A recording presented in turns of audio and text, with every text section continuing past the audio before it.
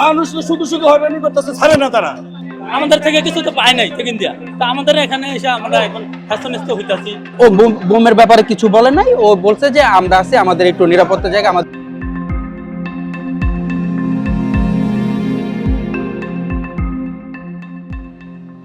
এই জায়গায় আমরা প্রায় 4 ঘন্টার মতো হয়রান হয়েছি। 4 ঘন্টার উপরে হবে।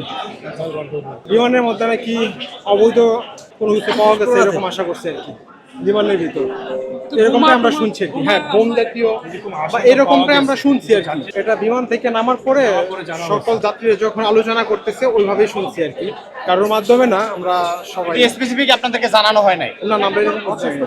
আমাদের লাগেজ থেকে ব্যাগ সবকিছুই কম বেশ চেক করা হয়েছে। হ্যাঁ, মালসামান সবকিছু বুঝে পেয়েছি। যদি এরকমটা পরিস্থিতি হয় তো গভর্নমেন্টের তো রাইট আছে, স্বাভাবিক। এটা আমাদের সেফটির জন্য আগে আমাদেরকে বিমান থেকে নামানো হয়েছে। আগে আমাদের সেফটি, গভর্নমেন্টের প্রতি আমরা সন্তুষ্ট। স্বাভাবিক, আমাদের সেফটির আগে চিন্তা করবে, পরে মালের চিন্তা করবে, ঠিক না? সোশ্যাল মিডিয়া নেই, এখানে জানবো কিভাবে? প্লেনে থাকা অবস্থায় এরকম কিছু না, অসুবিধা এরকম কোনো কিছু শুনি নাই আমরা। নামার পর শুনছি।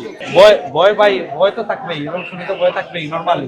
আপনি যদি কখনো এরকম কোনো কিছু শুনেন তো ভয় থাকবে না, কিন্তু নামার পর দেখতেছি স্বাভাবিক, সবকিছুই স্বাভাবিক। ভাই এখনো লোক আছে ভিতরে, কেউ বাইরে হইতেছে, কেউ বাইরে হইতেছে। মানুষ শুধু শুধু হয়রানি করতেছে, ছাড়ে না তারা।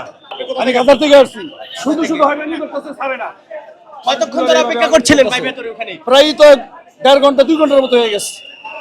আমরা তো অন্য দেশ থেকে আসছি, 2 মিনিটের মধ্যে মনে করেন ইমিগ্রেশন পাস। 2 মিনিট লাগে না ইমিগ্রেশন পাস হইতে।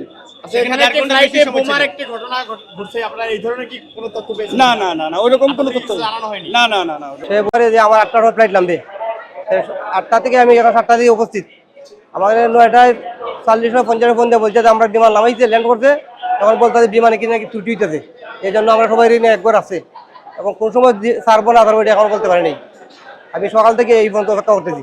আমার ভাই ইটালি থেকে আসতেছে, সে আমার ফোন দিয়ে 2বার। সর্বশেষ কখন কথা হয়েছে, কি বলে? সর্বশেষ আমাদের প্রায় 11টার দিকে কথা হয়েছে যে আমরা আছি এক রুমের মধ্যে, এখন আমরা চেক করবে, ওরা চেক করে এরপরে আমরা কটার সময় ছাড়বো না বলতে পারিনি। সকাল থেকে এই পর্যন্ত আমি অপেক্ষা করতেছি, এখন পর্যন্ত অপেক্ষা। এখন পর্যন্ত অপেক্ষা, এখনো বাড়ায় নাই। না, আমার মোবাইলও চার্জ নাই, তার সাথে আমার যোগাযোগ করতে পারিনি আর এই পর্যন্ত।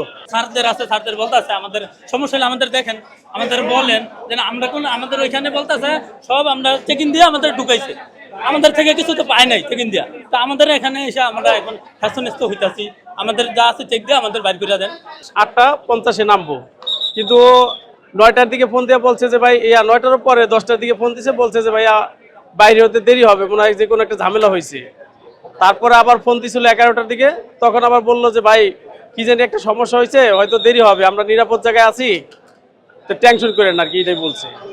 জাতি আপনার কি হয়? জাতি আমার ছোট ভাই, কিন্তু ওই 11টা বাজে কথা হয়েছে, এরপর আর কথা হয় নাই। তারপর ওই যে নাম্বারে ফোন দিছিল নাম্বারও বন্ধ আছে। 15-20 মিনিট আগে ও ভিতর থেকে একটা নাম্বার থেকে ফোন দিছে, ফোন দিয়ে বললো যে ও ঠিক আছে, ওদের জরুরি অবতরণে নামানো হয়েছে, ওদের চেক করা হয়েছে, ওদের একটা জায়গায় নামানো হয়েছে, ওরা ওইখানে সবাই আছে, আর বাকি বেশি ওরা কথা বলতে পারতেছে না। পরে ওই নাম্বারে আমি ফোন দিছি, নাম্বারটা বন্ধ, হয়তো বা প্রোটোকলের কারণে কোনো একটা কারণে বন্ধ, কিন্তু ওই না বাকি আপডেট যে এতটুকু শিওর করলো যে ওরা সেভ আছে না, এরকম কিছু ওর কাছ থেকে শোনা যায় নাই। এই নিউজটা আমি সকালবেলায় শুনছি, তারপরে ওর ফোন দেয়া এই জায়গা থেকে কন্ট্যাক্ট করার চেষ্টা করি, পরে হয় নাই, যেহেতু ওর কাছে নাম্বার নাই। পরে ও একটা নাম্বার দিয়ে জাস্ট ফোন দিয়ে শিওর করছে যে আমরা আছি। সকালে 9:30 বাজে একবার ফোন দিচ্ছে, যে নামছি, সেভ আছি। দেন হচ্ছে যখন 1 ঘন্টা হয়ে গেল, তারপরে শিওরের জন্য আবার ফোন দিয়ে বললো আমরা ঠিক আছি, কিন্তু এখন আমাদের লাগেজ ছাড়া হয় নাই, তো ছাড়লে তখন বের হব। কিন্তু ওরা বললো ও ওইখানে জব করে।